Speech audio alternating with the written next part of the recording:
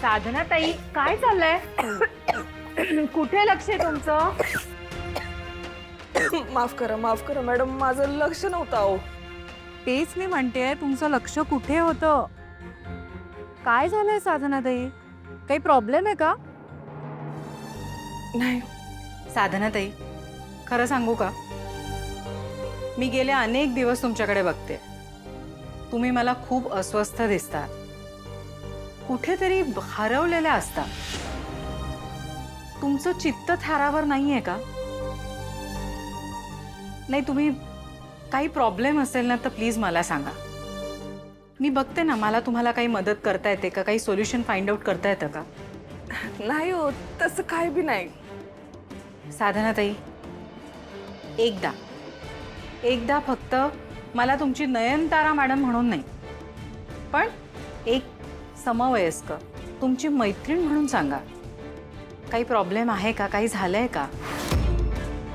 अहो साधना ताई, तुम्ही गेले कित्येक दिवस आमच्याकडे काम करतात, अगदी आमच्या फॅमिली मेंबर सारख्या आहात. मला एक सांगा, तुम्ही अशा टेन्शनमध्ये, स्ट्रेसमध्ये काम केलं तर कसंच होईल?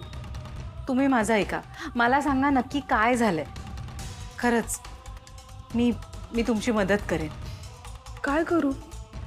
यांच्याबद्दल मॅडमना बोलू का नको? मी काय बोललो आणि यांनी माझ्यावर शंका घेतली तर काय करू? साधना ताई, सांगा काय झालंय, बोला ना माझ्याशी. ते ते ऋषी बाबाकडं ती मुलगी शिकायला येते. कमळी, काय झालं तिला? म्हणजे तिची आजी. त्या कशा आहेत? हो, अन्नपूर्णाताई बरे आहेत. पण साधना ताई, तुम्ही या गोष्टीचं इतकं टेन्शन घेतलंय की आम्ही राजन सरांबद्दल बोलत होतो ते तुम्ही ऐकलंय?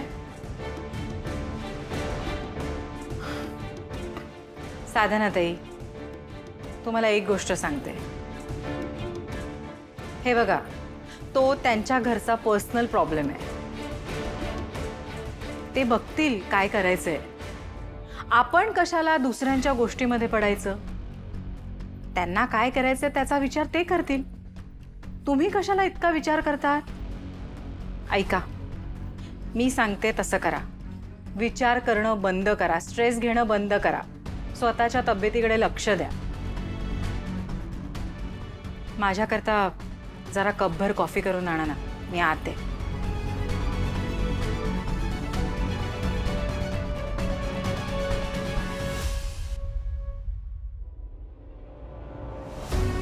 आता ह्यासनी कसं सांगू का मी दुसऱ्या कुणाच्या भानगडीत पडत नाही? हो, ती माझीच माणसं आहेत. परमेश्वरा, ती चिठ्ठी मी कमळीच्या बॅगेत टाकली खरी, आता ती तिच्या बापापर्यंत पोहोचू दे रे बाबा. अरे देवा, मी तर याचा विचारच केला नाही. जर ती चिठ्ठी दुसऱ्या कुणाच्या हाताला लागली तर? हाय गो, मी उगीच लई गडबड केली. नाही नाही, असं काय बी होणार नाही. असं काही व्हायला नको रे देवा. त्यापेक्षा मी स्वतः जाऊन त्यासने चिठ्ठी दिली असती तर लई बरं झालं असतं. खरं तिथं मला कुणी ओळखलं असतं तर? मग लईच मोठा गोंधळ झाला असता. समध्यासनी समजलं असतं का मी इथं इनामदारांच्या घरात आहे. आता त्या चिठ्ठीचं काय होतंय काय माहित.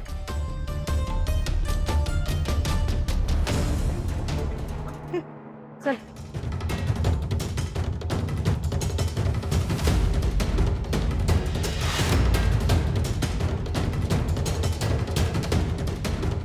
कागद पडला होता इथे एक. होता. कुठे गेला मग?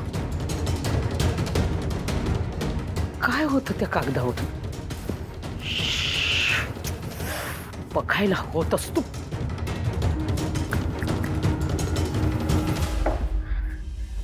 काका, काय चाललंय तुमचं? तुम्ही मला वचन दिलं होतं की नाही दारू पिणार नाही म्हणून. तुम्ही वचन मोडलं. वचनापेक्षा दारू महत्वाची वाटते तुम्हासनी.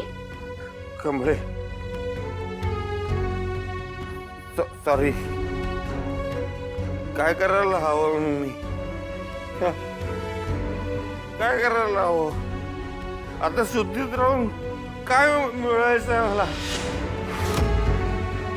माझी मुलगी पण जिवंत नाहीये. माझी गौरी पण मला कायमची सोडून निघून गेली. आता ती परत कधीच येणार नाही आहे. तिने असं मला स्पष्टपणे सांगितलं. कपडे माझा जगून तरी काय उपयोग आहे? काय सगळं व्यर्थ आहे. अहो आजी आजोबा अनिका त्यांच्यासाठी जगायला नको का? आणि हे आपलं आधीच ठरलं होतं की नाही.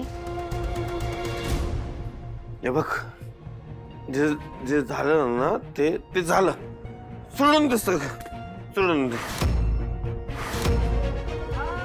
तू एक काम कर, आईला जाऊन जे खरंय ना ते सगळं सांगून टाक. तिच्यापासून काही लपवायला नको. तू आता इथे आहेस म्हणून ती खुश आहे. पण तिला चुकून कळलं तर मी एक ना एक दिवस ते होणारच आहे. तू आयुष्यभर राहणार आहेस काय ते? जाणार ना कधी ना कधी तू पण मला सोडून.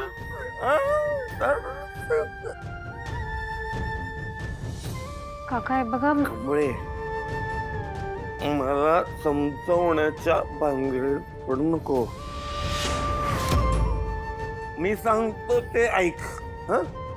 बाहेरनं आईला काय कळण्यापेक्षा आताच कळलेलं बरं. काका मी काय म्हणतो तुम्ही माझं एकदा ऐकून तरी घ्या. कमळे, तू माझं ऐक. माझ्या पण मनावर ओझं सहन होत आहे मला. सांगशील ना आईला सगळं? सांगशील ना, समजावशील ना? सांगून टाक. खरं खरं कवळे, जे काय खरं सगळं खरं सगळं सांगून टाक. सांगून टाक. काका तुम्ही शांत व्हा. कमळी सगळं सांगून टाकते. हां शांत व्हा. तुम्ही आराम करा आता. पडा जरा.